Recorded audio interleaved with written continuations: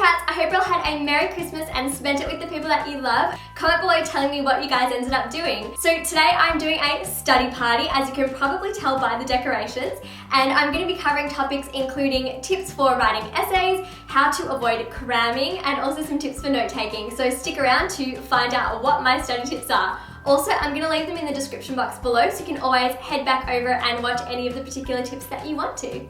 Now, I also chose to cover 5 questions today. These are the most commonly asked questions that you guys have been sending in. I felt that answering 10 questions was a little bit much and I don't want to overload you guys with information. So I hope you find these tips helpful, and if you do, then give it a thumbs up to let me know that you liked it. And without further ado, let's get into my study party. Question 1 is, what are some tips for studying geography? When studying geography, there are a lot of places to learn. So my advice would be to map it out and use some visual techniques. I really like the idea of actually pinning a poster on your wall and then marking out the different places that you're studying. And the other tip that I have for you guys when studying geography is to use little illustrations in your notes. So if, for example, you happen to be learning about France, then you might like to draw a little Eiffel Tower or a baguette or a croissant, and then put that into your notes to give it a little bit more meaning and make the place that you're studying a lot more memorable to you. Question 2 is, what is the best way to structure an essay?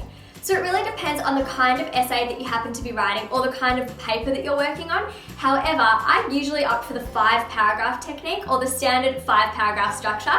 And I actually did an episode on how to write a standard 5-paragraph structure essay, and I'll link it down below so you can always check it out and watch that. But the most important thing when structuring an essay is to write a detailed and comprehensive plan, because at the end of the day, if you've got a detailed plan to work off, then your drafts are going to flow a lot better and it's going to be concise and your ideas will flow logically.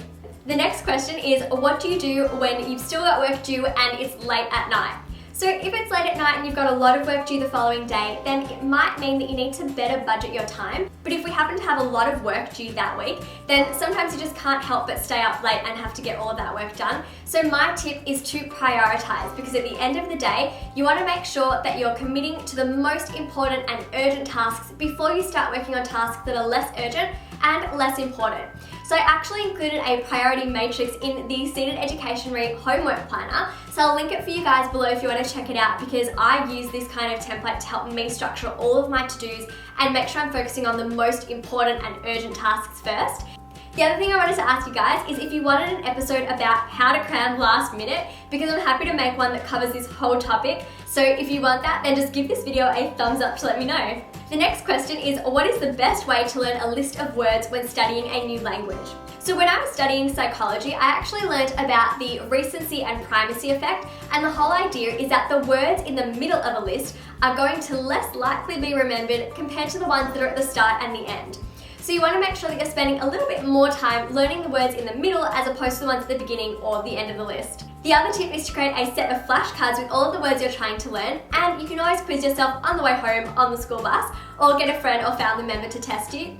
The other great thing about being quizzed on words that you're trying to learn is that you're training your brain to retrieve the information, which is exactly what you're going to have to do when you sit a test. The last question is, how do you take notes in class? So I actually filmed a note-taking episode with another study tips guru on YouTube, Thomas Frank. So if you haven't already checked it out, I'm going to link that in the description box below and you can check it out after this episode, guys. But I personally prefer the Cornell note-taking style. I just find that it helps me to organize all of my notes so that they flow logically and my notes are clear and easy to read and that are set out well. The other great thing about the Cornell note-taking style is that there's also a recommendation to write yourself little summaries at the end of your class. So that's also going to help you remember all of that information and consolidate it into your long-term memory. But the most important thing when it comes to taking notes in class is not necessarily how you set them out, but what you do with them after.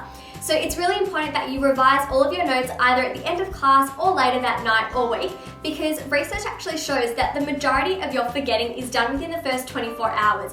That's all for today's study party. I hope you found the tips helpful, and if you did, then be sure to give this video a thumbs up to let me know that you liked it, and I will keep making my study parties.